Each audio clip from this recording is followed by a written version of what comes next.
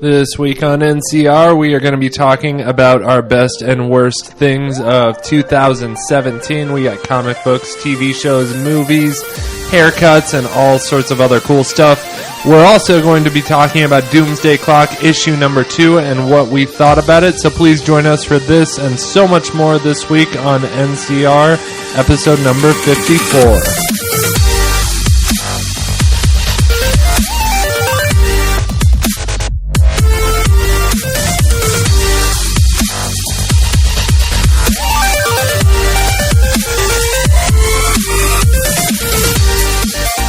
Alright, welcome to NCR DC, well, just NCR, episode number 54. I'm your host, Ben Dupay. I am Noah O'Toole. And I'm Ariel Dupay. How's everyone doing this week? Oh, hanging in there, staying warm. I guess that's about the most you can say for around here this time of year. It's like cold as hell everywhere, you know? It's just ridiculous. Like, I have people over in, like, you know, areas where it's normally warm, they're like, yeah, it's cold here too. Right. So the East Coast right now is getting kind of hit with a blizzard hurricane type thing, I guess. So it's like winter saved up all of its like coldness, because all up of its until rage. now it's been uncharacteristically warm. Like it's been like 50 degrees out or whatever. So yeah. And this is your PSA for global warming. Yeah, I know, right? Yeah. So no, what you been up to? Like, what you been like watching, reading, stuff like that lately? Because we haven't talked in a few weeks. It's been a minute. Well, one thing I've definitely been watching, I've been enjoying. There's a series on Netflix that came out last year called The Travelers.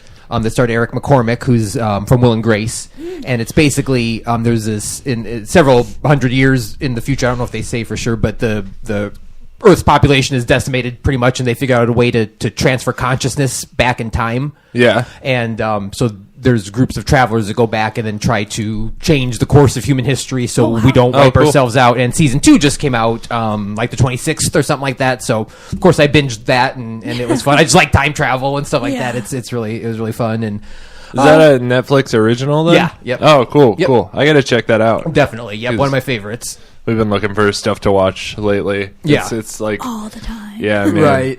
Rick and Morty is like we were on that. Have you watched Rick and Morty at all? I can't say I'm a fan. I'm sorry. Oh, really? Yeah. There's just some. I mean, I'm a big animated fan, but things like they're lambast me. But things like Rick and Morty and Family Guy and American Dad, those make me just crazy. Yeah. I'd rather watch static on the television than I don't like Family Guy that much, and Ariel loves Family Guy. Yeah. But Rick and Morty is just one of those things that's super clever to me. Like they take their time writing it. Right. Like I don't know. There's a lot of it's a lot smarter than I think a cartoon normally is, and that's why I like it a little bit. Yeah. I gotta watch Community too. Ariel's been asking me to watch it because I love Community. The guy that created Rick and Morty, Dan Harmon, he also created Community. Okay. Or whatever, and then he got fired from Community. Oh no! After, like season 3. So, right. Yeah, because he was like not putting out stuff on time or whatever. Yeah.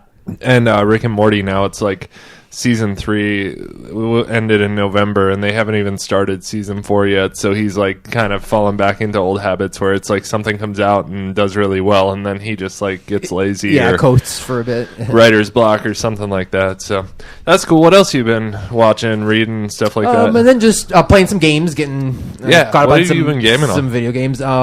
I'm a big MOBA fan, which if anybody out there doesn't know what that stands for, is Mobile Online Battle Arena. So it's usually like a tower defense game where you have usually teams of 5, and then you try to take down the enemy's towers up to their core. Oh, cool. The one I play on PlayStation 4 is called Paragon. Okay. And then there's one on my phone I play called Arena of Valor. Oh, cool. Okay. Nice. And I've just been playing those. Oh, sorry. Go ahead. Just mostly that, and kind of waiting for Monster Hunter World to come out in a couple weeks. Oh, cool. On Nice. PS4, which is just going to be a killer game. Is that like PlayStation exclusive then? Good question. I do not believe so, actually. Oh, cool. They held an open beta, which was a PlayStation exclusive, but I'm pretty sure that it's going to be released on PlayStation and Xbox with a PC release later this spring. Nice. Okay, cool. What's the game that everyone's playing where it's kind of like a massive multiplayer thing where You'd it's probably PlayerUnknown Battlegrounds. PUBG. Oh, PUBG. Yeah, PUBG. Yeah, that's the one that all the glitch therapy guys are always talking about. Yeah, that's a pretty people are obsessed with. And there's a similar game called Fortnite Oh, okay. battle royale Okay. that people play as well. That are Cool. yeah. Yeah, I haven't been gaming really much lately. I've been on the internship, and Right. I just I haven't had time to game as much. But when I'm sure I'll have like a stack of things when I get like Battlefront is definitely one that I want to try out. Right. Even though I'm not really into the multiplayer aspect of it, which is the majority of it. Like I really want to try out the single player campaign or whatever. Yeah. I'm waiting for a friend to like let me borrow it or something because I'm not going to pay $60 for like a 4-hour campaign. Right. I agree.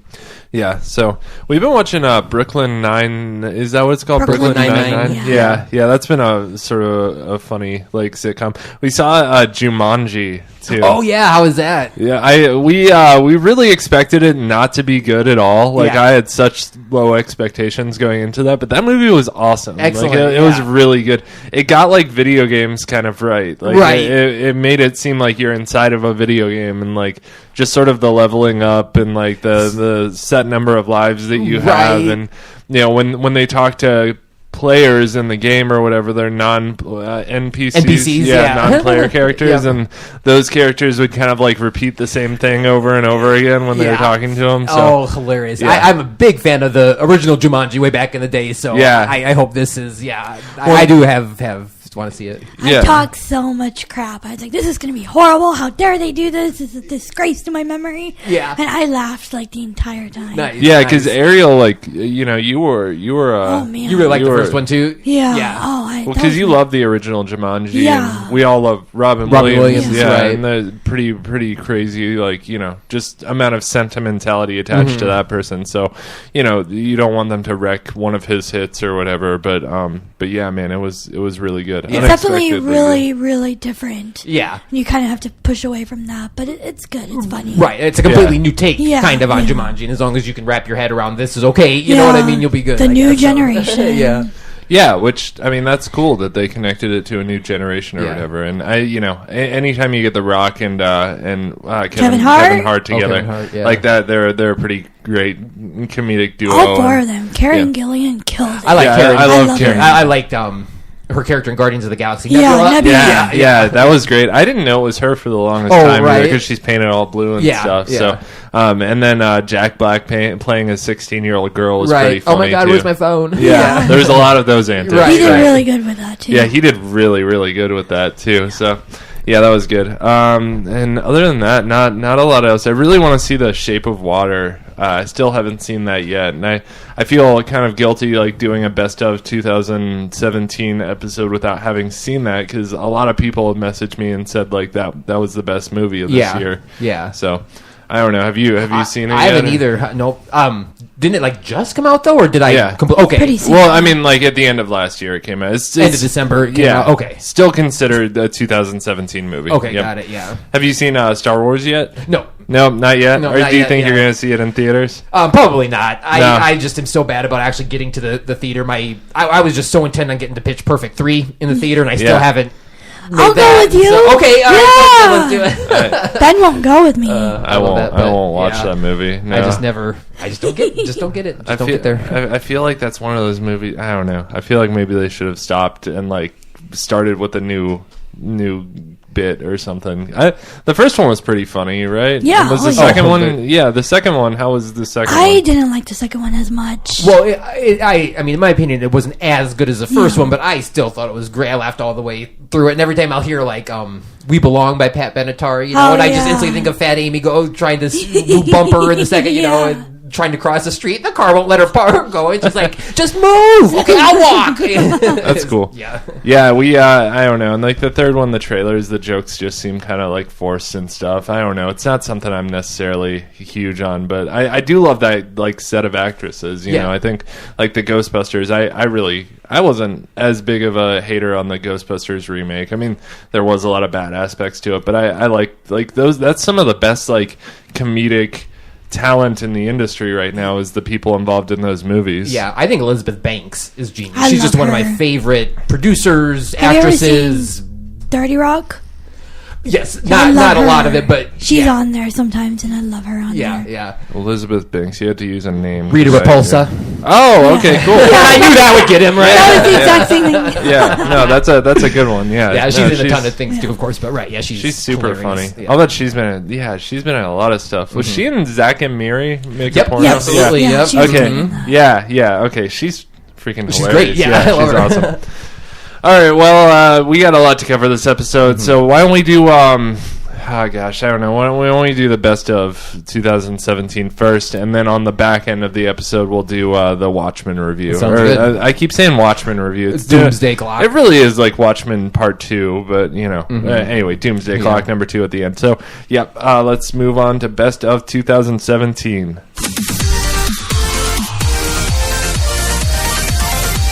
All right, so 2017 was a big year, and I had I don't know, I always have a hard time like reflecting back on this stuff because I feel like I'm gonna give a break to a lot of the more recent stuff I've seen because I forgot about the stuff that came out in January or whatever. But I feel like I was fair to everything. I don't know. It's always fun to think about that whole year of media and like what you consumed and what the highs and the lows. So we've got a bunch of categories, and I kind of put it out there to a lot of my friends and got spotty responses on certain people don't read comics, certain people don't watch TV shows that much. I mean, so we have 17 categories, and I actually added one last one, just best overall movie. So I didn't put that in there originally, but it's like, I feel like we should. Yeah, so first category is best comic book movie of 2017. So what do you guys think? Yep. Well, I'll go first because it's a very easy answer. I wonder what Noah's going to be. 2017 was the year of Wonder Woman, so I've been waiting practically my entire life for an awesome Wonder Woman movie, but just any Wonder Woman movie, and it came out this year and delivered in spades. It was just excellent. So. It was up there for me for sure. I mean, like I think definitely for me it was. I don't know. It didn't make my best comic book movie, but I think in terms of just like what the movie did for the industry and sort of the overwhelming response that it got from fans, and that sort of caused people to raise awareness to the fact that like, hey, we should have female directors, hey, we should have female-led superhero movies, and stuff. And why have we gotten this far into this industry without this being a thing? So I think as far as the things it did, like that was huge for me. But it was a really good part. What about you, Ariel?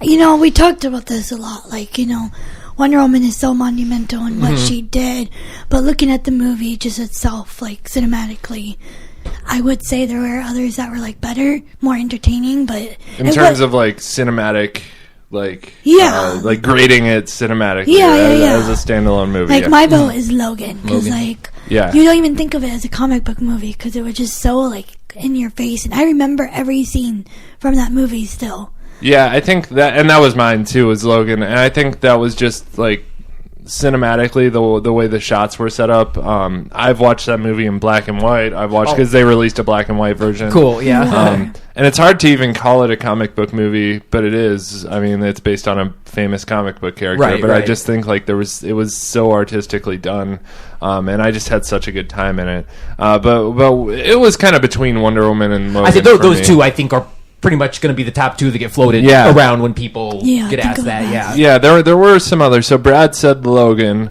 My friend Aaron said Aaron said Wonder Woman or Thor Ragnarok. Oh, Thor Ragnarok. Yeah, that was a good one. I think that's probably in my top 3 like Marvel cinematic movies now too. I mean, like just in terms of like having a strong villain in the MCU, that didn't happen very often, and it was a girl, and it was a good one, Yeah, I mean, it was Hela, and she was just kick ass, man. I could have used a little more Hela in that movie, I think. Excuse me. Some more Kate Blanchett. Yeah, she was great. I think she'll be back for Infinity War though. So let's see. My brother Nick said Thor Ragnarok, and my sister-in-law Allie said Wonder Woman. So nice. Yeah, it's kind of between those three. I think we had some really good ones this year. So yeah, those three. Interesting. So Logan got 93% critic review and 90% audience. Yep. Spider-Man, Thor, and Wonder Woman all got the exact same of 92% critic and 88% audience. Okay. So. Oh wow, they all ranked the same? Yeah. Wow. Yeah, Spider-Man Homecoming, did you see that one? I didn't. No. Oh, okay. It's good. Yeah, we rewatched that recently, and That was a good one, just because like it kind of every Spider-Man movie has always had like the cliche sort of high school experience where it's like the big jock bully that beats, and that's not really what like high school is. In my experience, like the bully has always just been the like, you know, annoying little guy who kind of talks a lot of shit. And that's what the bully was in Spider-Man Homecoming. It was just, I mean, like what's the bully's name in the Spider-Man universe? Oh my gosh, I should know this. Is it Venom? No. Brock? Oh. I don't know. Man, it's killing me. Hold on, I'm gonna hit the pause button. Flash Thompson. Yeah, Flash Thompson was just like this little, you know, this little shit that like, you know, talked a lot of stuff at Spider-Man or Peter Parker or whatever. And I don't know. To me, it was just like one of the first times I got a realistic portrayal of like what high school is actually like for kids or whatever. And it was cool because MJ wasn't like your typical girly popular girl. Right, it was Zendaya, wasn't it? Yes, which I love her. And she was really hilarious through the movie. And they didn't reveal there was MJ till the very end. Oh, they didn't? Yeah. No. And then you also had Michael Keaton playing the Vulture, which that was just a great villain. Yeah. Like, Michael Keaton is a powerhouse actor. Yeah, so, he's great. Anytime he comes in, and he played just such a good working class guy that was like, you know, he was against the wealthy superheroes or whatever, Tony Stark and the people that are taking advantage. So, all right. So next up is, I felt like I did best comic book movie, so I felt like we had to do worst comic book movie. Yep, follow it up. Which is a tough call for me because this used to be a DC Comics podcast, but I do have to say I think Justice League was probably the worst comic book movie this year in terms of film standards. I love that movie. I do. I know, like, I'm getting looks, and I know, but all right, what film do you think is worse? Valerian and Atomic Blonde. See, I can't call those comic book movies. But they are. See, Valerian I definitely do. Now, Atomic Blonde I want to have a conversation about just because, one, I didn't realize that was a comic book movie either, and two, I didn't hate that. See, for me, it was the disappointment because I was so excited for it. Yeah. And the story just, like, was back and forth. Like, she's a freaking, quadruple spy? Right. Are you talking about Atomic Blonde? Yeah, remember? Oh, man, I loved Atomic Blonde. I liked it. I will definitely give you that it was not as good as I had hoped it would be. I really thought it was, I guess maybe I was really revved up from Wonder Woman and thinking, you know, we'd get like an actual female James Bond-y type thing. And it, you know, it had that essence to it a little bit, but, you know, storytelling wise, just some of the things I was a little let down, but I still liked it. So is there an actual comic book called Atomic Blonde? Yeah. Okay. There is. Do you know one? when it came out? Or when it was like, out? Yeah, we'll find out. We can talk about Valerian, though, Valerian was definitely a comic. In fact, I hate to say it, but Star Wars borrowed heavily from a lot of the aspects in Valerian. Oh, really? Because I know Star Wars borrowed from Dune a lot, and essentially, Dune, or initially. But okay, so Valerian was a comic. Okay, I can get out of this thing because I think Valerian was much worse than Justice. Okay, there we go. So we didn't even finish it. We walked out of the theater, which doesn't happen very often. Right. Which sucks. Like, it's hard for me to say negative things about a movie that's I haven't seen all the way through, but it takes a lot to get me to walk out of a theater. Me too. I rented it and didn't finish watching it. I'm like, can I count the fact that I didn't really finish this as it being, but it was so bad that I didn't care to finish it? Then I can. So. I feel like if you got halfway through the movie at least, and you left, like, by that point you should care. I mean, you know, you can't credit that to like I was tired or this isn't my thing. Like, you gave it a shot, a fair shot. So I'll say Valerian then. Okay. But I definitely have some critiques with Justice League as well, but I thought it was a fun movie. I liked it overall. You know, Justice League. I love Justice League. Okay, so like Justice League's a complicated thing for me because I've got my critiques on it. Yeah, but I think like as a movie and for film standards, like I would say it's about as good as a Fast and the Furious movie. Like it was a lot of fun, and there was a lot of bad CGI in it. Right. But I'm a huge DC fan, so I loved it, and there were a lot of moments in it that made me really happy. You know, like seeing the Flash and Superman race. But like the stuff with Henry Cavill's mustache and the fact that it was kind of split in half between Joss Whedon and Zack Snyder. You know, or Scott Snyder, Zack Snyder. Yeah. I always mix up the comic book.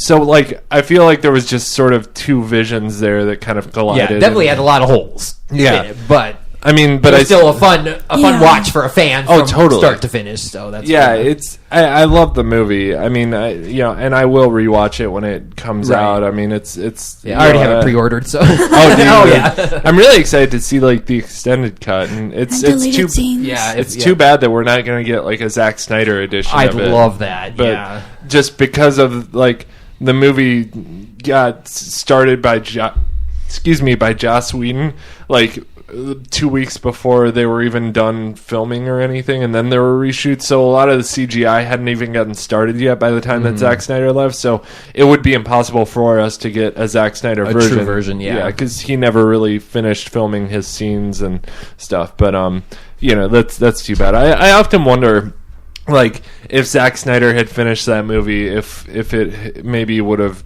just because it would have been his vision or whatever. It would have been received better. Yeah. Because it's like, man, just like let the guy fit. I mean, I know Batman v Superman was a mess and like people didn't like it, but I feel like at least let him finish his his trilogy or whatever. Right. Because I don't know. I feel like he started a lot of things in Batman v Superman that he probably wasn't allowed to finish in Justice League, and it probably would have made it all make sense a little more. But either way, I was still happy we finally got a Justice League movie and stuff like that. So, all right, now we're going to move on to comics. So, best overall comic series, and this one was tough for me because I read so many comics this year, man. Like, I did the Indie Comic Ninja podcast for like probably a third of the year, and then the DC I read every title that was coming out of DC for a really long time. So what do you guys think for your best comic series overall? Overall, yeah. Well, mine's a little bit of a less popular one overall. Because I mean, even like Wonder Woman, mostly good, but also there were some bads. I mean, when Shea Fontana came in, that was a low. Justice League in general, the book, even America, I mean, like the Suicide Squad crossover, good. Most of the rest bad. So it's just like Batman had its ups and downs. So there were all these things were up, but the only one that was just consistently good for me every month was Red Hood and the Outlaws. Man, that was a really good one. And it's not I kind of feel we're just counting that one just because it's not like one of those mainstream ones or whatever, but it deserved it. It's the only It's the only one that was good every issue. Yeah, like I really did look forward to reading that one every single issue. What about you, Ariel? I actually chose another like not very new Superman. Oh, yeah, I was in love with every issue and like the cultural mythology and the risk it took for like having the main character not be like this all-star. Yeah, just an entirely Chinese cast, and it was a Chinese writer, I believe. Yeah. And Victor Bogdanovic did really amazing artwork on it, and I wonder if it's still being published or not. I'm curious about that. So Brad wrote in and said Action Comics was his, which they were a good one. Ever since the start of Rebirth, they were always one that I look forward to reading. I will say I don't know if I could give them best overall because I think they had some writer and artist switch ups that I feel like, man, if Lian Sharp and Greg Rucka had stayed on Wonder Woman the entire year, I probably would have given it to them. But since they changed up writers and artists, right, I feel like it's easier to give this award like to a smaller series because they're the ones that are more prone to have the same artist and writer the whole time. They're not going to switch them up a lot. My brother and my sister-in-law and me all agree that our favorite comics of 2017 were Saga, though. Oh, okay. Yeah, I love the artist. I love the writer. I think that book is just special for me. It's like Star Wars level for me. It's one of the first comics I ever read. And have you ever read Saga? No, I know exactly what it is, of course, but I haven't read any of it consistently or anything. So. It's really, really good. Really fun space opera. So I hate doing this one, but I wanted to do worst overall comic series because it's fun. So what do you guys think for worst overall comic series? That one actually had a couple of contenders, unfortunately. But I had to, hands down, give it to Justice League because to me that should be DC's flagship book that I look forward to reading the most each week. Yeah. And I could have cared less. It was so boring and repetitive and uninteresting and some other unflattering adjectives. But Justice League needed some major work, I thought. That was a frustrating one for sure. What about you, Ariel? I chose Walking Dead. Oh, interesting. for the worst overall comic series. It's overrun. It's time. They're recycling old material, and there's too many characters that, like, someone dies, they're like, wait, I have to go back and read because I forgot who that was, and just like, Wow. Okay. Yeah, which is that's a shocker. surprising because like there have been, but I don't know for the whole year because I feel like in the earlier It's been a quarter of this downfall. year, like there were times where you were really excited to read it. well, yeah, like, because in the beginning of the year we were introduced to the Whisperers, but Yeah. like that was quick, and then we're dealing with Negan again, and it's just like there's nothing new and exciting, and like unless you kill Rick, I don't really Yeah. feel invested in. Well, and at that point, it's like, why are we still Yeah. going on the? You know, like at some point, I feel like the story should end, and it becoms uninteresting. Right. I think it doesn't help my mentality that the show is doing so like slow and boring too. It's like, Yeah. oh, I used to love you so much. Yeah, I agree. We're like, it's on break right now, Yeah. and I don't really care. I mean, I'm going to watch it when it comes back, Yeah. of course, but I'm just like, oh, Walking Dead, Yeah. oh, good. And now you're just kind of, oh, yep, The Walking Dead's on again. I suppose I better stop what I'm doing and watch it. Yeah, It's exactly. force a habit, but yeah. Spoilers for Walking Dead, the TV show, though. So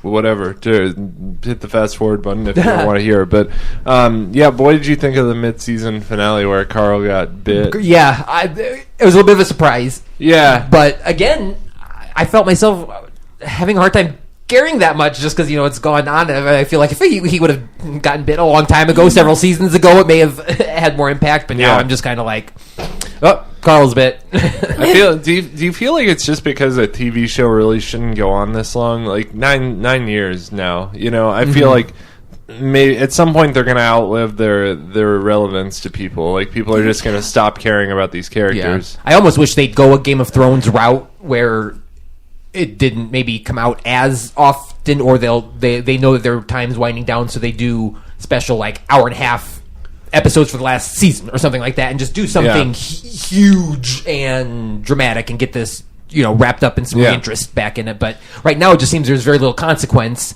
because you just feel like it's going to keep going and going and going. New characters are going to be added, old characters are going to die. It's a rinse and repeat type formula. Yeah, well, and it always is. Yeah. I will say I am interested with Carl dying, which I'm sure he will, or maybe. No, they confirmed that. I mean, He's leaving that the bed, right? Yeah. that actor came out and said he's leaving the show. The so. next group that Rick has to face are called the Whisperers, and how they're introduced to the group is through Carl. Like he's very essential to that. So I have no idea what they're gonna do now. So that's kind of cool, I guess. Yeah. I guess, man, they're just gonna find a way to write around it. Like it's just gonna be like I don't know. It's the same thing that happened with Andrea in the comics, where she was a big part, and they just Michonne That took was her easier place. though. Yeah, I don't know what happens with the Whisperers, so I guess. Did I answer worst overall come? I'm with you, Justice League, for sure. I was so frustrated with that one, and just why they let that writer go on with that for so long. Yeah, was it Brian Hitch? Brian Hitch, yeah. And I don't even know if he's still with Justice League or whatever. I remember back when we were doing it that they were about to switch off to someone else. Yeah. So I just don't know why that. Like we always joke that like he must have like found the CEO of DC in a compromising position or right. That's something. pictures. So he was like blackmailing him or something. 'Cause Yeah. I just wasn't a fan. Brad wrote in and said Cyborg. I say honorable mention goes to Cyborg for sure. Yeah. I did have dishonorable mention. Yeah, I did have fun with Cyborg like in the beginning though. Like there were parts of Cyborg that I kind of enjoyed. That's what. Same here. That's what saved him from. Yeah. And that was what was frustrating. Was like it was kind of fun in the beginning, and then it just like went sour really fast. It was such a wordy book, It was so hard to read a lot of the time. So next category, number 5 is best art in a comic. What do y'all think?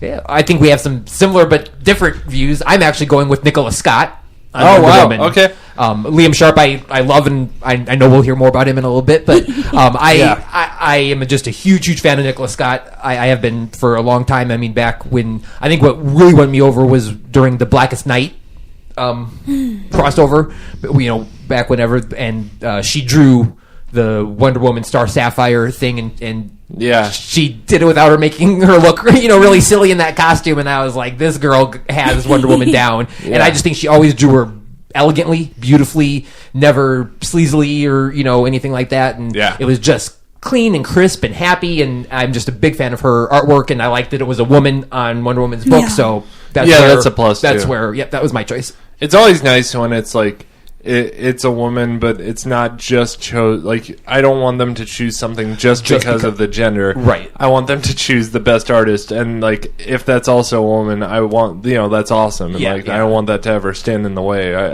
But that was really cool, and she's definitely up there for me and my best art of the year. What about you? I said Liam Sharp. Right. Oh, really? Yeah, just because I remember looking at some of the pages and just like I'm not an artist person, but I would like stare at his pages because they're so beautiful. The one that stands out in my mind in particular was when she was in the insane asylum and the bricks ended up kind of morphing into something else completely different. I was just really impressed. I was like, wow. I remember the tree. The tree, yeah. He had really impressive layouts, I think, and really, really nice inking skills. Just really beautiful art. Brad agrees. Liam Sharp, Wonder Woman. My brother says Saga, which Fiona Staples is a fantastic artist. She sure is. Oh, man, I love her art. Absolutely.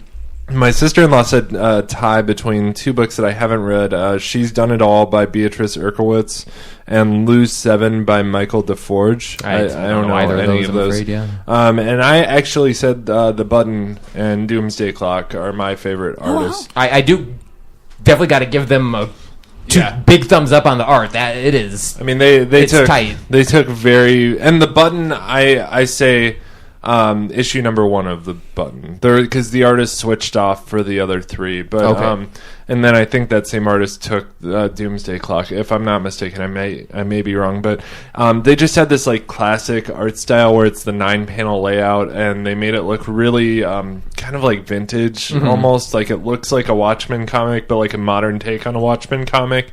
And I love that. Like I think that's such a different sort of thing, and they definitely took really good care with Doomsday Clock. I mean, if Jeff Johns is coming back, they're going to find a really good artist to cover him. So I thought they did really well on that. But definitely think Nicholas Scott's very good, Liam Sharp's very good. So good choices all around. Who drew Green Lanterns? Because that's sticking on my head. Yeah. I forget who drew them. I know Sam Humphries wrote Green Lanterns, and that was always a really fun read. Ivan Reis is coming to mind. Yeah, Maybe. that might have been it. Familiar. I don't know if that's him or not, but yeah, I mean, that was always, Green Lanterns is one of those, like, I always imagine that's probably really fun for a colorist to do Green Lanterns, just because there's so many bright colors and stuff. Especially when they're, like, in space and you can do some of that galactic background, Or if you get all the other lanterns involved, too, then you have, like, orange and pink, and, like, it's a lot of fun. Worst art in a comic book, what do you guys think? I said Brian Hitch in Justice League. Oh, yeah, he drew on Justice League, huh? Remember his faces were all super wide and the bodies were all weird? Yeah, I think he's a better artist than a writer, though, so I'm going to... I kind of agree, but yeah, neither one great. I kind of struggled to come up with one, because, there were definitely some that weren't great, but nothing really stands out as in... Wow, the art in this book was trash. You know what I mean? I can think of one, and it was Justice League of America. Oh, okay. And there was some rough artwork there where it was like it just looked. I don't know. I just I guess like I can't really say I'm a comic book artist, but I've attempted it before, and it looked like stuff maybe I had drawn, which I'm not very professional at all. So, but we don't have to rag on that for too long. All right. So best story in a comic book. What do you guys think? Mine was kind of maybe surprisingly, but I chose the Rooftops. Okay. Batman 14 and 15. Tom King. Oh yeah. Batman and Catwoman. Yeah. That was a really cool one. Loved it. It's rare for me to have Batman in like any of my favorites. Yeah. Not that I don't like Batman, but we just all know I think he's a little overexposed. But yeah. I did love the Rooftops and just the whole everything is set into motion with Batman and Catwoman's relationship, and it was actually a way Batman was written that was new.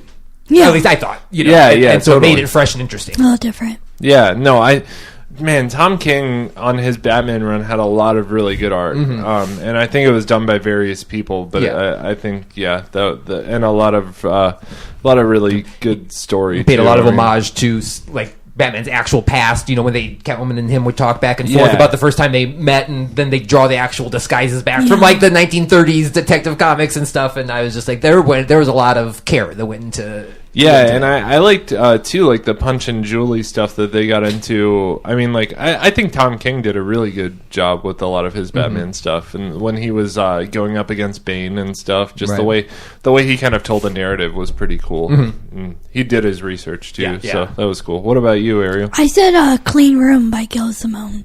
Oh, nice. I just love that story. I was on my, like, toes every time I read it, and you never knew what was going to happen. Yeah, that was a good story.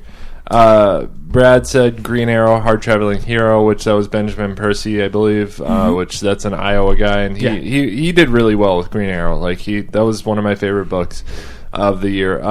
My brother said Saga again. That was all his. I think he read like 2 comics this year. So, Allie, I think reads a lot of indie comics, but she said. The Volcano Trash Collection of Ben Search's Double Plus series, I believe is what she said. This is all stuff I've never heard of. Me either on that one, I'm afraid. Yeah, and I said God Country had my favorite story. It was an indie book. You should check it out. Okay. You know, like it's a really, really good indie book. So it's like this old guy with Alzheimer's lives out in Texas, and he finds a big sword that's like sentient, and the sword like takes away his Alzheimer's, and like a god comes after him to try and steal the sword back. And so this guy's like defending his family, keeping the sword because he doesn't want to like lose his memory. Right. Oh, interesting. Yeah. And it happens out in Texas, and it's just like it's a total like country thing too, which is kind of like a cool take on it. But the artwork's fantastic, and it gets kind of like cosmic with the gods and stuff too. So it's a really fun read. Okay, so best movie moment. Oh, wait, worst story in a comic. Oh, worst story in a comic. Okay, I feel bad doing the worst. I know thing. you do. I don't. Yeah, I don't either, because there was a lot of stuff that shouldn't have happened this year. But worst story in a comic. Brian Hitch, Justice League. Yeah, I agree. Yeah, I picked Jor-El is Mr. Oz. Oh man, that's disappointing. Talk about a letdown, man. Yeah, I was just so over that I was like, hands down, this sucks the most. Why call him Mr. Oz? You know, like why get everyone's like sort of thoughts in the place of Ozymandias? Like that was intentional. Absolutely, too. Yeah. Like that was just and I feel like honestly, a lot of the stuff with Doomsday Clock had readers kind of burnt out. I feel like they sort of extended their stay on the like getting your like just cliffhanger and getting you revved up to read this one story. I mean, they drew it out for a whole year, and now it's a year-long story. Yeah. It's like, dude, I mean, you could do this if it was like a Star Wars movie, I think. Like, you could keep people on a leash for this long, but like with a comic book, a year max, and you're going to lose people's interest, you know? Yeah. I mean, I feel like they should have just maybe drawn it out a little bit less, and like, I don't know. I just feel like the way they handled that has maybe lost them some readers or whatever. Well, if they would have like trickled more clues and hints throughout the series, but they kept teasing us over and over again, and then Jeff Johns came out and was like, no more watching this stuff until my comic comes out. Yeah. It's like, okay, well, thanks. Why did you tease it for that long? Yeah. You know, like you had us all like theorizing about things. Yeah, and that was sort fun. And like, yeah, that was really fun. When Rebirth started, like that was a really good time. But I feel like you just sort of made it go on too long, or whatever. So, my worst story in a comic was Justice League for sure. And Brad said The Button was his worst story in a comic book. Really? Well, and I think that goes along with the whole like just teasing people, because like people thought they were going to get some answers in The Button, and they ended up getting like nothing really. Right, I was let down by it too. So I mean, you got a couple of cool things like that. You know, Batman met his father. There were redeeming moments in it for sure, but But you're sitting here like, I want to picture. see Dr. Manhattan. I want to see, you know, and like there's Dawn is dead. No, he's not. Yeah. Well, and then like we haven't seen that a million times before too. Yeah. So I don't know. I don't know if The Button necessarily was a bad story. I think that attributes to the overall story that's being told with, you know, the rebirth thing and how long that's going to go on and stuff. But okay, so now best movie moment. What was your favorite moment of a movie this year? Spoilers, by the way. Yeah, spoilers for a lot of these movies. If you haven't seen any movie last year, well, I'm go back. Mine's ties right, and I did my favorite movie and Wonder Woman Crossing No Man's Land. That was a fantastic moment. Just, I could I have rewound it and just watch that part over and over and over and over again. It's just such you get chills. It's just such the hero moment where it's like, I'm here to save everybody, and she just does it, and it was great. So it's like a moment that Wonder Woman fans have kind of been waiting for in cinema for a long time. It's like that final like epic Wonder Woman moment. Yep, and with just that hail of bullets and everything, and it was great. This is very cool, and we got a little more of that in Justice League. Yeah, and actually, the super cool bullet and bracelet thing definitely was close, but that whole No Man's Land preceded that was just just like this epic scene of crossing. So it was just her too. I mean, right. like the like Justice League, you were kind of focused on other parts of it, but that was all about Wonder Woman, so that was cool. Yeah. What about you, Ariel? I had two, and I was kind of finding myself with. First is when we find out Luke Skywalker is using his fourth ghost. Oh God! Oh, sorry. Don't worry about me. Okay. Oh yeah. So we have to talk about Star Wars a little bit. This is that's tough though. But yeah, so the end of The Last Jedi. We'll just say that. Yeah. So he comes out. Luke Skywalker comes out to fight Kylo Ren, and he's like dodging him and whatever. And then the other people were running, and they get away.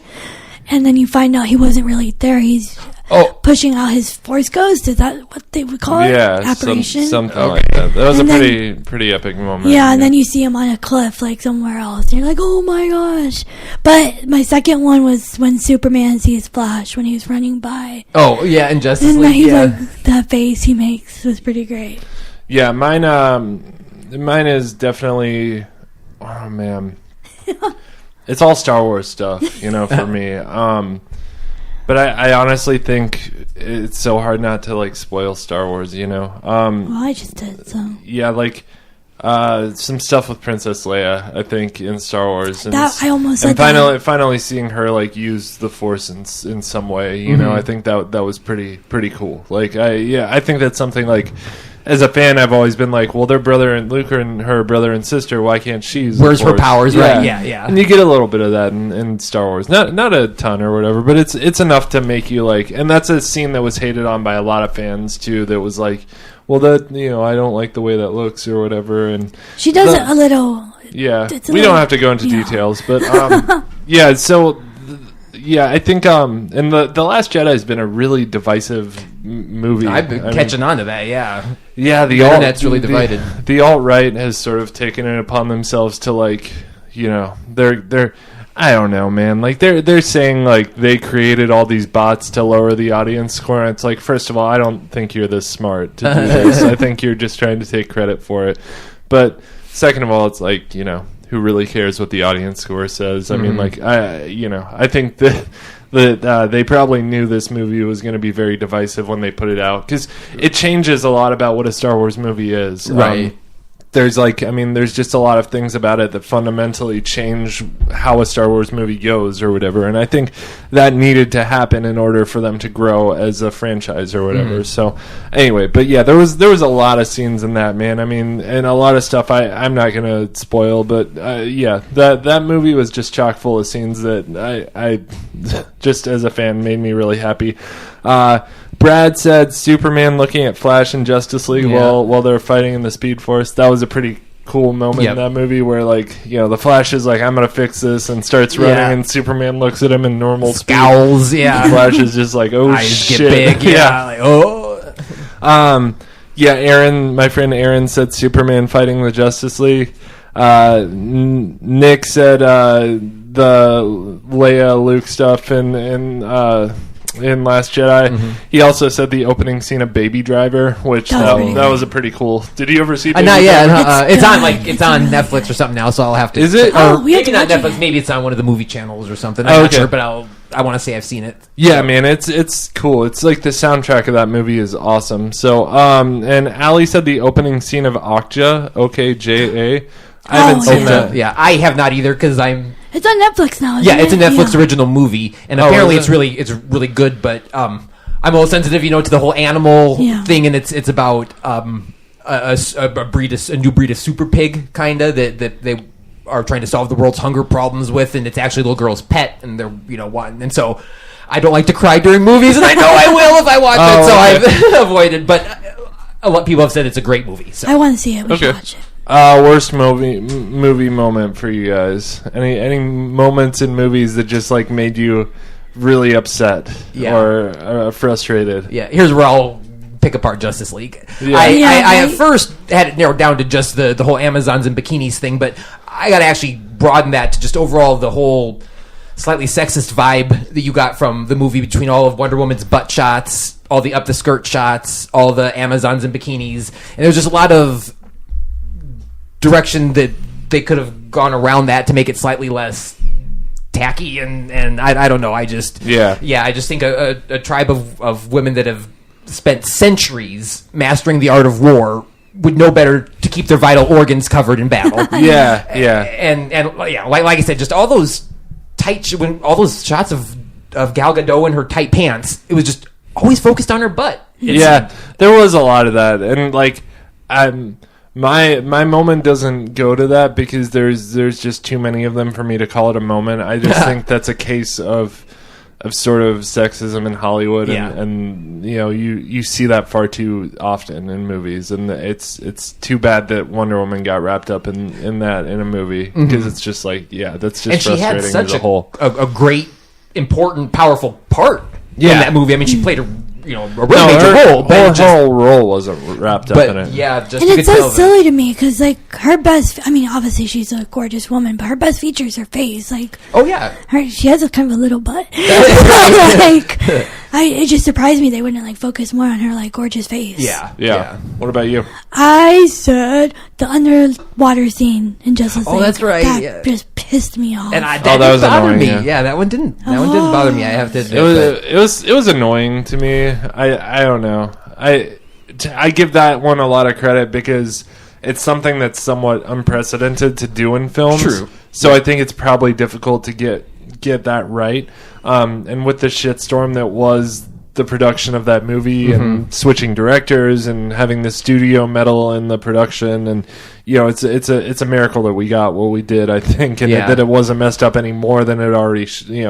I feel like I'm glad that James Wan is focusing on an Aquaman movie, and he's putting all the focus on just making it cool. I mean, that was such a small part of that movie, so I'm surprised it didn't get glazed over a little more. It's forefront in my mind. Just picturing Mira. I was saying maybe I was just so blinded by the fact that there was like an underwater scene with Mira in it that I was like, this is gonna be awesome no matter what. But I don't know. I think it's kind of complicated to shoot scenes with people fighting underwater. I think or talking underwater. I mean, that's tough. Like, I don't know how I would do that. So, my worst movie moment was Super Mustache. Superman's mustache and the removal of it.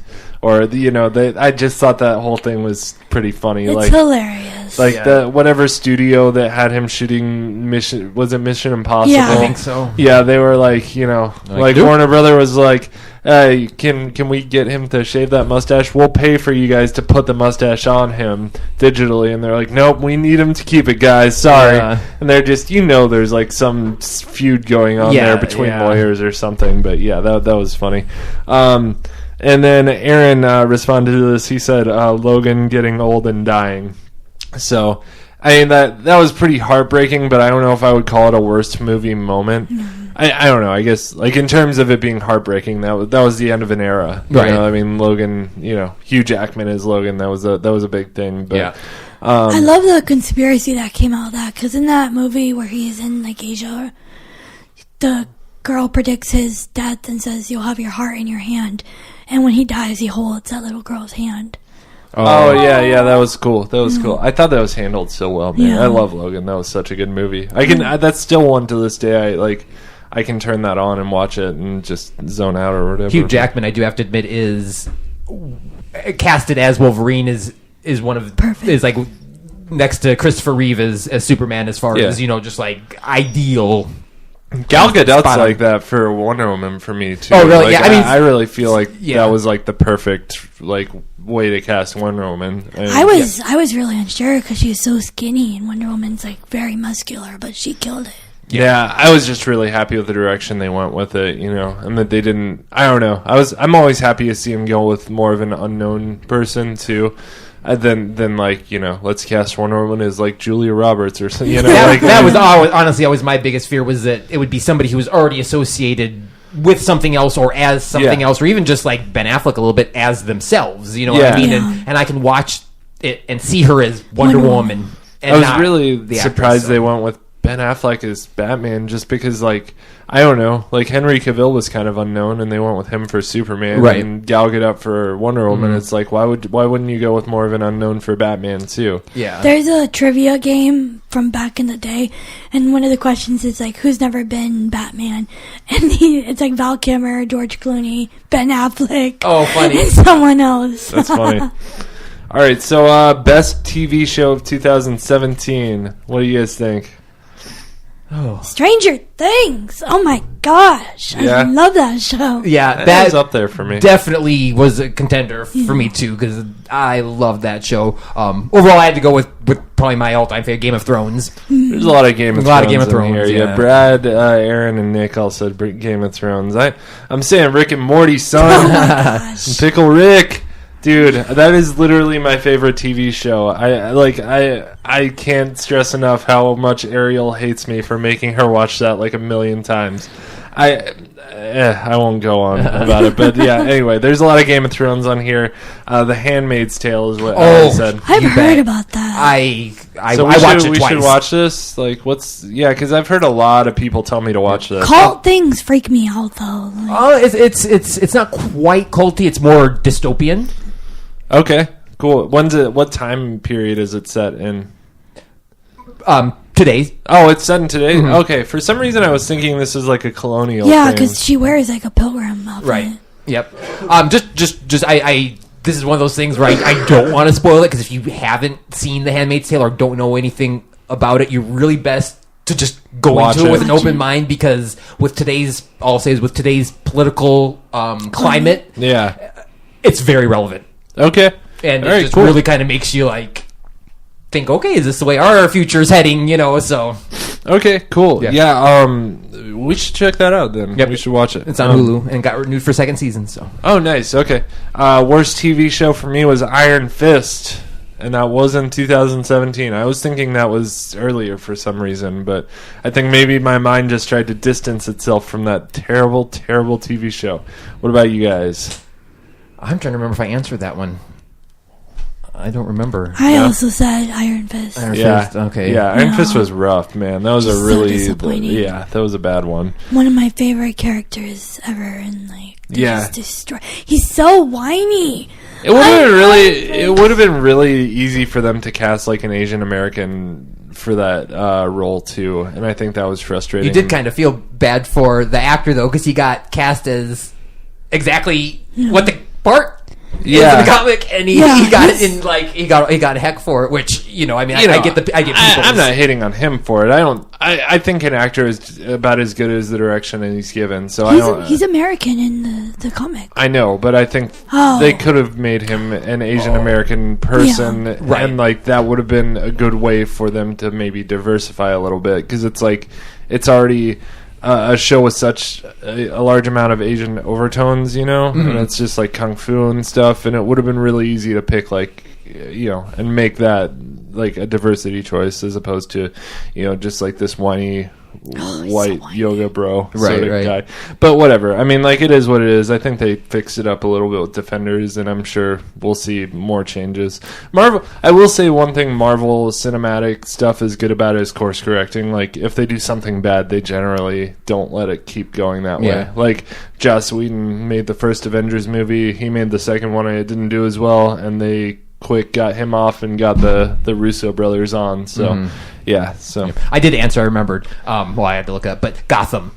That has gone so downhill from season one that I've stopped. Yeah, agreed. And is he wearing the Batman suit now? I've been seeing some things of him in some type of a suit. I don't know how Batman-y it is, but where they especially lost me was where they aged Poison Ivy from a little girl to a young woman. Oh, you didn't see that, Ariel? Made her super sexual, and she's actually like a 12-year-old girl, but like a 21-year-old's body, and it was so creepy. Yeah, that's really weird to do. Yeah. Best meme. Did anyone answer best meme of 2017? I put one down, but yeah. What did you? Mine was Kafafi. Kafafi. Oh yeah, yeah. That was a good one. Stupid as far Yeah, no, that was definitely a good one. I said I don't even know how to explain it. The guy, the distracted boyfriend, where he's like, where the girl's walking and then yeah. Like I love all the things. Like like in one, they turned his face into a cat, and the girlfriend's a cat tree, but the other girl's a box, and he's like, "Ooh, look at that!" Oh yeah. I didn't answer this one. Allie said the Michelle Obama side eye meme. Oh yeah, that was a good one. I thought there's a white guy eyes. Oh no, something like that, where he's given like a kind of like the white guy like deer in the headlight type look. Oh yeah, okay. That's the most I don't remember what website, but the most popular one in America is like the sprinkle chef guy. Oh yeah. So, Sparkles. Or, I forget what he said. Yeah, seasoning. Some salt on that wound there. Yeah, that was funny. All right, so best celebrity. What do you guys think? Gal Gadot. Yep. Yeah, that's what I said. Today's her year. She's awesome. I'm with you. Gal Gadot's mine. Just because she's awesome. Yep. I don't know. And she stands like she takes her time in the spotlight right now to bring attention to women's issues and things you'd kind of expect a woman, Wonder Woman actress to do and stuff. So yeah, that's noble of her because she could just like be a diva about it too. And I think she's very down to earth. I can't imagine. She's just so when she speaks, you're like. Mm-hmm.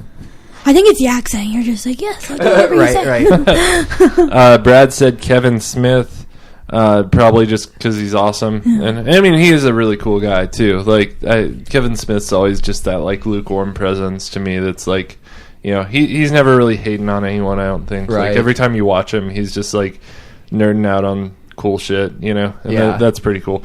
Aaron said Tom Hardy. I'm not sure why. Nick said Gal Gadot too. My brother and my sister-in-law said Arundhati Roy. Who's that? I'm not sure who that is. I feel like we watched a movie with that guy. I'm not sure. Yeah. Anyway, I have a shout out though to Hoda Kotb. She's to who? Hoda Kotb. She's Hoda, on the Today Show, and she took Matt Lauer's place, and she's always been my favorite. And she always would do Fourth Hour with Kathy Lee. They'd have their wine, and it'd just be absolutely hilarious. But now her and Savannah have made history by being the first female co-anchors of the Today Show, and I think Matt Lauer is just such a piece of scum, and I'm just so glad that Hoda got his job. So, and she adopted a baby this year, and so go Hoda. Yep. She's awesome. She has kick-ass arms too. So speaking of, go ahead. Speaking of Matt Lauer for worst celebrity, all those crappy pervy men of Hollywood. Yeah, we'll get to that. But first, Arundhati Roy. Susanna Arundhati Roy is an Indian author, best known for a novel "The God of Small Things," which won the Man Booker Prize for Fiction in 1997, but became the biggest selling book by a non-expatriate Indian author. So, I don't know. She's done some cool shit. I'm actually going to look into that after the show. I think that's who she was talking about. So, all right. Worst celebrity. There's a lot of them this year, unfortunately. Yep. I'm glad they all got uncovered, but... there's more to come. Yeah, Kevin Spacey. Harvey Weinstein. All the sexual offenders. That's pretty much what everyone said. Nick and Allie and me all said Trump was our worst celebrity of the year, but that's just my opinion. Yeah, no, he's definitely up there. He's a sexual pervert too. Yeah, actually, I mean, all four of them. I'd say Weinstein, Lauer, Spacey, and Trump are all terrible people. So. Yeah, that's not a political opinion. That's just me thinking of him as a person and how I feel about even before him. He was elected. Yeah, that would have been my opinion before the election. So, all right. So we got that out of the way. Best haircut. I think we can all agree it was me. Right? Yeah. No? Okay. No. Did anyone answer this one? Yeah, I said Aquaman. Aquaman? Oh, yeah. Okay. All right. Did you answer this? You didn't answer this one, did you? Not really. I can't really think of one. Gal Gadot's hair always looked perfect, even though whenever she was a battle, so they got to give it. Yeah. Allie said Rihanna. Always Rihanna. So, Riri. Yeah, which I guess she's not wrong. Worst haircut. I said Trump as well. Oh, yeah. Sure. Yeah. And it's hard to think of that as a haircut. Yeah. I think pretty much everyone said Trump. I said... The Flash on the TV show when he went emo and he just put a little bang on. Oh yeah, that was pretty bad. Yeah, that was all right. And then last thing is best overall movie. What do you guys think? I am saying Get Out. Oh shit! Yeah, that was a good one. Mm-hmm. Yeah. I freaking love that movie. That was good for a lot of reasons too. I really enjoyed that one. So, what about you, Noah? Probably Wonder Woman. To be honest, yeah. There's not very many years I'm going to get to say Wonder Woman was the best movie ever, and this is the year to do it. So that's cool. Blade Runner for me was my favorite movie of this year. Really? Yeah. What? I know. Wow. I know. All right, internet, let him have it. I got reasons for it too, man. So like, I love things that seem futuristic and old at the same time. That's why I love Star Wars. Everything's new and old. And I love films that are artfully done and that take a long time. And that, for me, that's like a fine wine that you can enjoy many times. And I'll notice a lot of new things. I love seeing Harrison Ford reprise his old roles and give birth to new roles. I love Ryan Gosling. He's like one of my favorite guy actors out there. He's awesome. I like he's him. really, really good. And yeah, man, I don't know. I loved Blade Runner. I thought they treated that with a lot of respect, and they did really good with it. But I know, like, a lot of people don't. And, like, honestly, part of the reason I say that's my best overall movie is because there's so many other movies that I brought up, and I just feel like that deserved to be brought up. To be noticed, yeah. I don't know.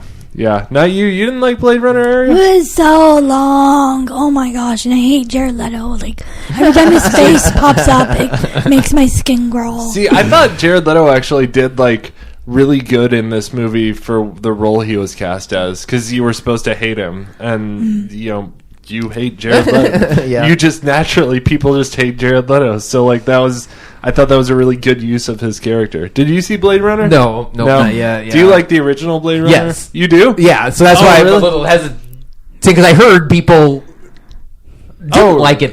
Really? I don't know, I just feel like the internet hated Blade Runner, and so I just never watched Really? it. Yeah. Oh, man, I loved it. Yeah, but I mean, now awesome. that you've said that, I'll check it out. I thought but they did really well. Definitely worth watching. Okay, but, fair like, enough. Right, It's a very long movie, It's though. so So, like, long. yeah, that prepare yourself. I mean, it's 2.5 hours. Yeah. It's no longer than a Marvel movie or I feel like it's a lot more spaced out than those movies. It's not a lot of like action packed. Like, you're definitely like in it for like a film. It's like a more like of a thinker type movie, I guess, for me.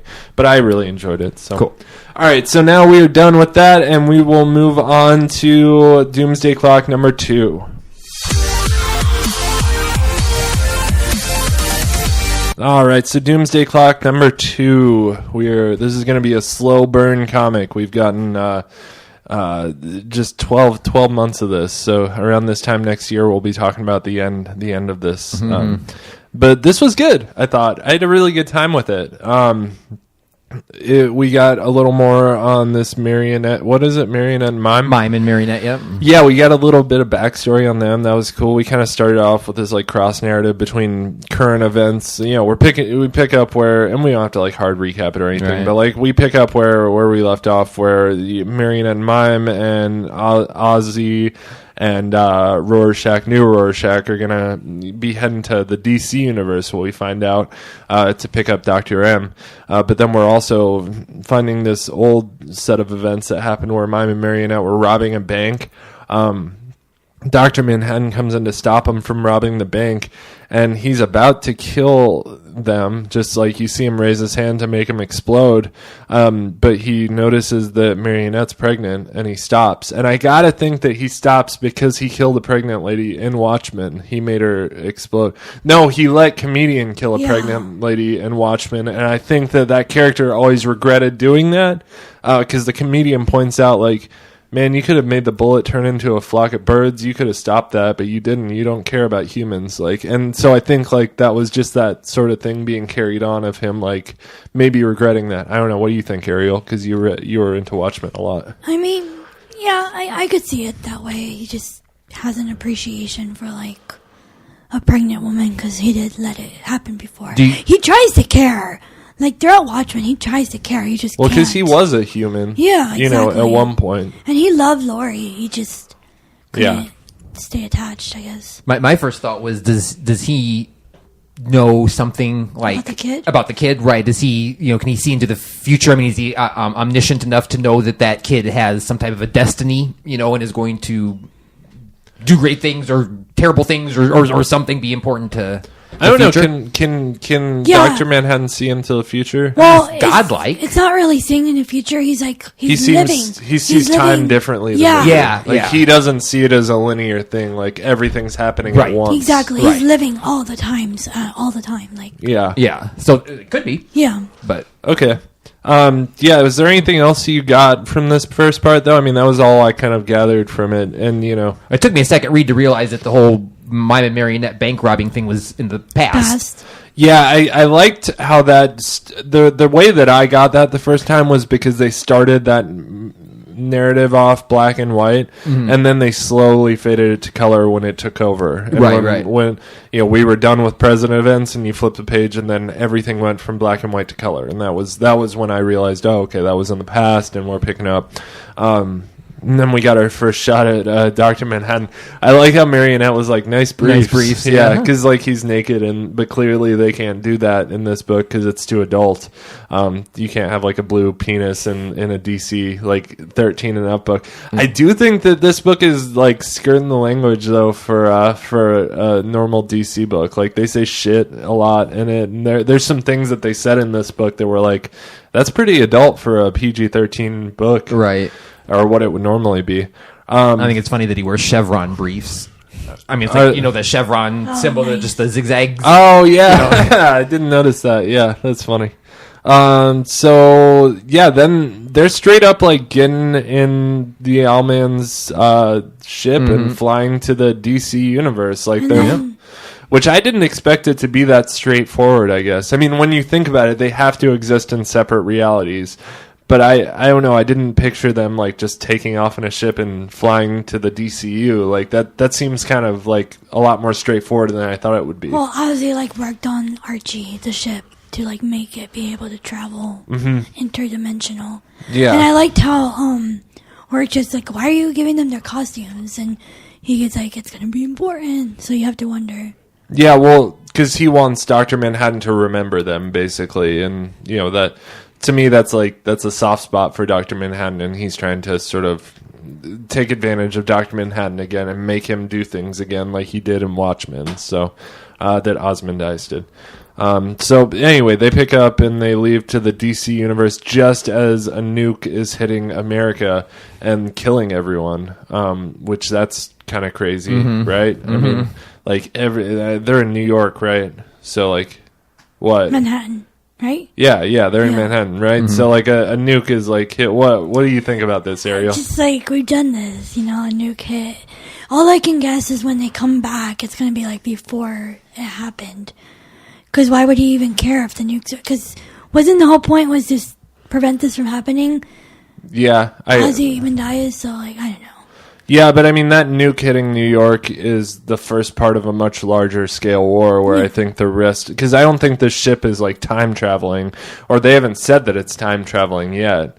So, I mean, as far as I know, when they come back, it's going to be in the current time.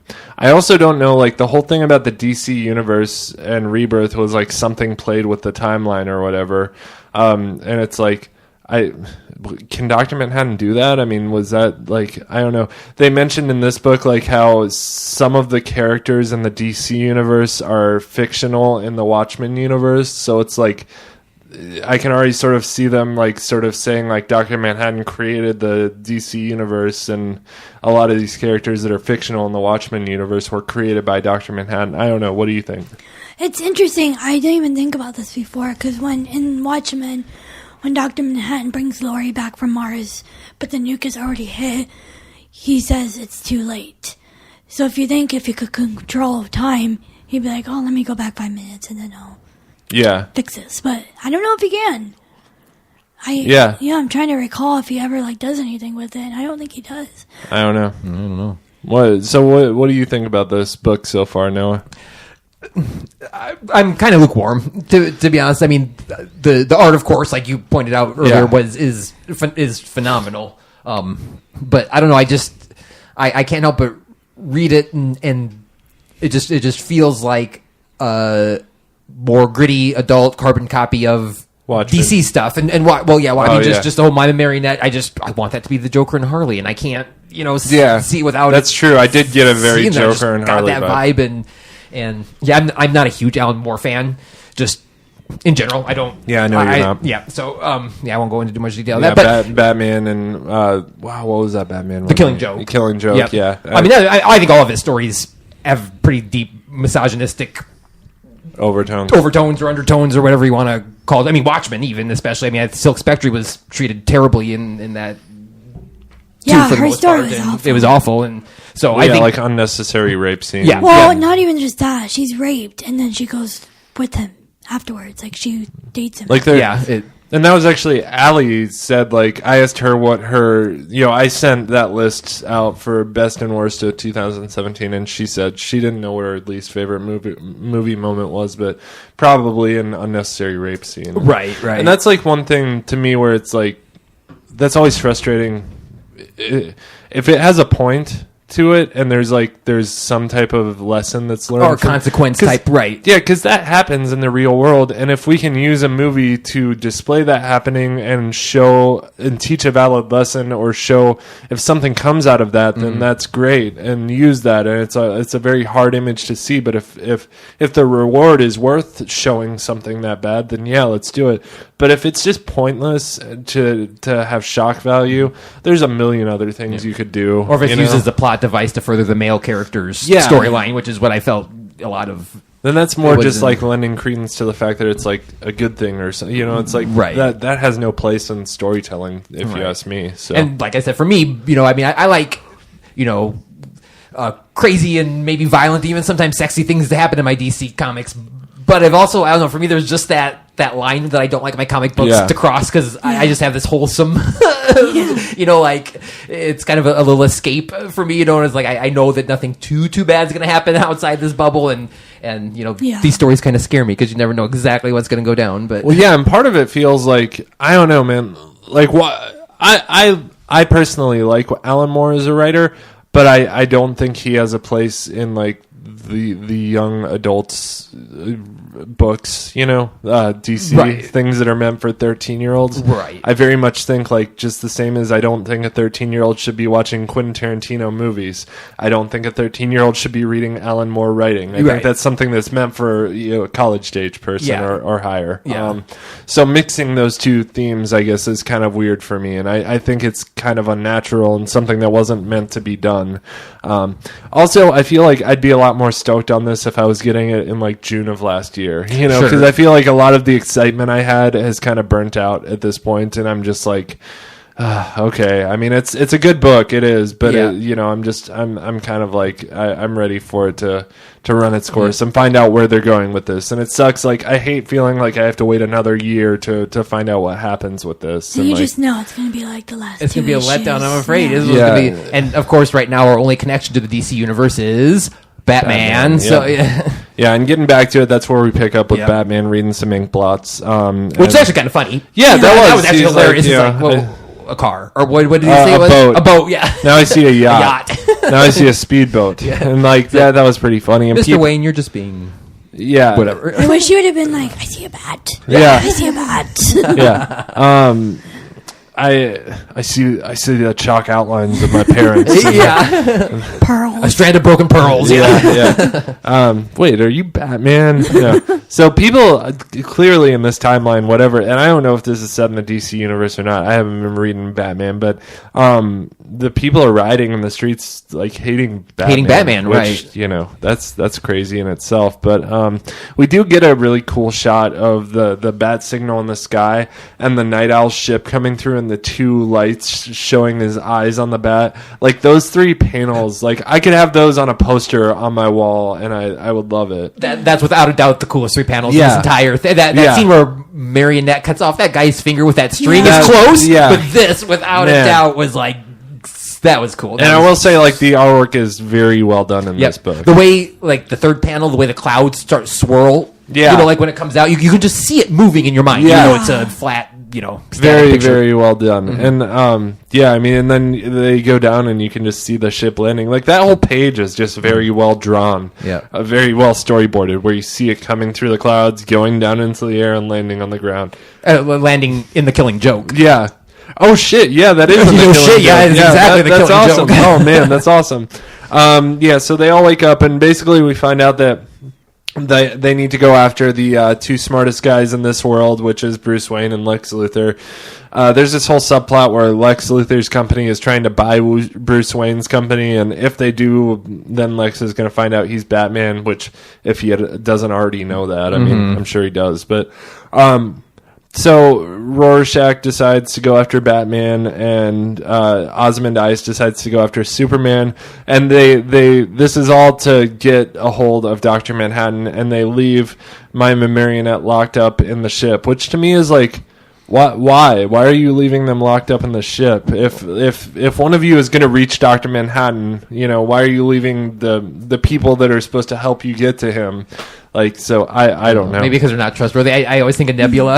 And Yeah. it's like, you need my help, unlock me. Why? So you can just kill me the first chance you get? Yeah. Right. I do like the cat, though. So, Ariel, in Watchmen, was it a cat instead of, like, a tiger? No, it was the same exact animal, the lynx type character. Okay, well, in this one, it's a little cat-sized Well- creature, but in the movie, it was like a big tiger-sized Well, yeah, creature. I mean, it's the same animal, except this Just is a more kitten, grown up? and the other one's an adult. Oh, This okay. is just a kitten, right?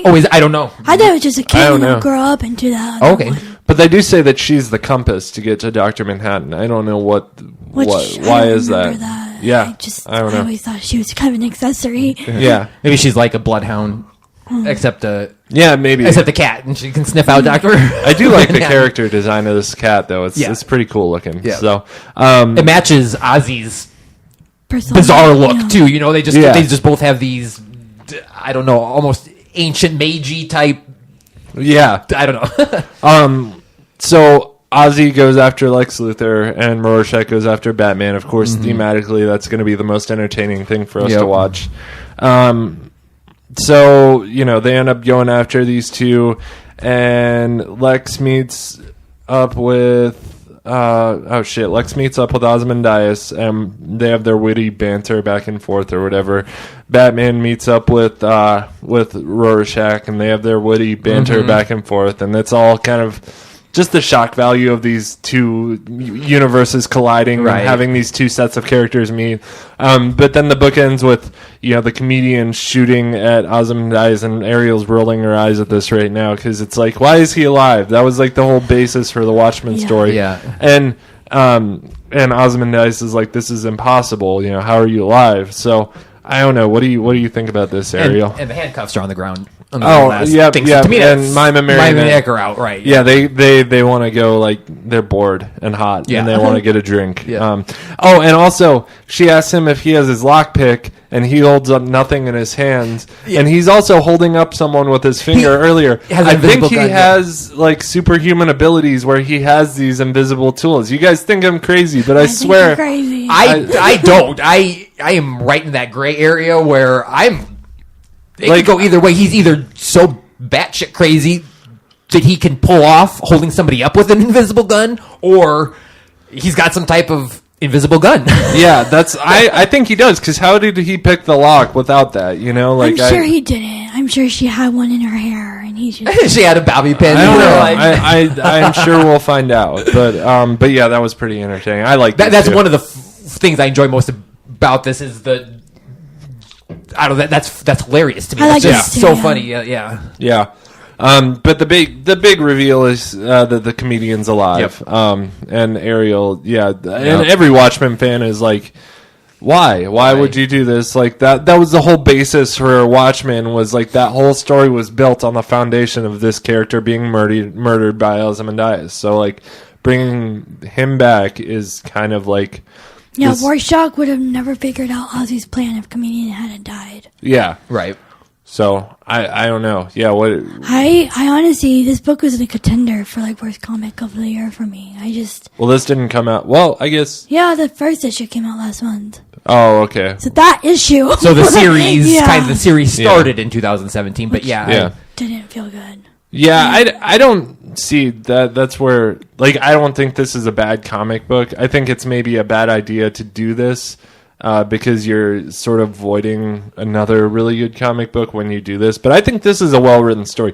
Like, me as someone who I didn't read Watchmen, I wasn't really into Watchmen, like, I'm enjoying myself, but I know fundamentally that this is ruining something for other people. So it's like, you know, I don't know. I think they're doing a good job with it, but I think they're going to piss a lot of people off along the way. Pissing me off. Yeah.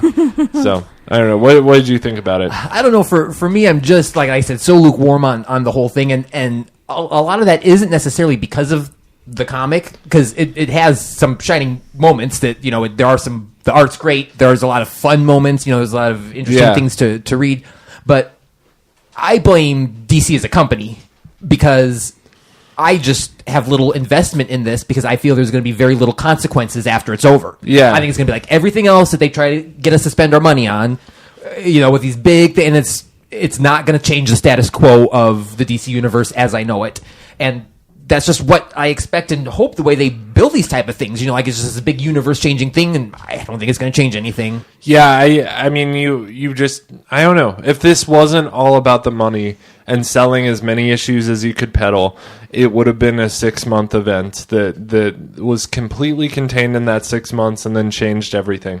But it is about the money, so it's a 2-year event, and no one's going to invest themselves in that many comics or the masses aren't, you know? And I feel like by the end of this thing, they're going to get desperate and find another way to reboot everything. Yeah. And, to me, the Jor-El as Mr. Oz thing was the Jenga piece that toppled the whole tower because you right then there knew nothing's connected. There's no big meta thing that we're all going to be blown away by. It's just, to me, I just think it's going to be a lot of the same old that we've come to expect from some of these big DC events. Yeah, I agree. Like I said before, you can see the appreciation for the Watchmen characters, but he doesn't know them. Like, he knows them obviously at a Well, he's not the base original level. writer. Yeah, Right. exactly. Like, He knows them from a fanboy level, but not like, you know, that's inside like their if heads I like wrote them. Like, I've read that book like 3 times through, and I love it, and I'm obsessed with it, but I couldn't write the characters. He's kind of like putting his reputation on the line here with this book, I think, and we'll see how it turns out. I don't know. I got a sour taste in my mouth for his name now. Like, when you say him, like, it's tough because like he's written a lot of like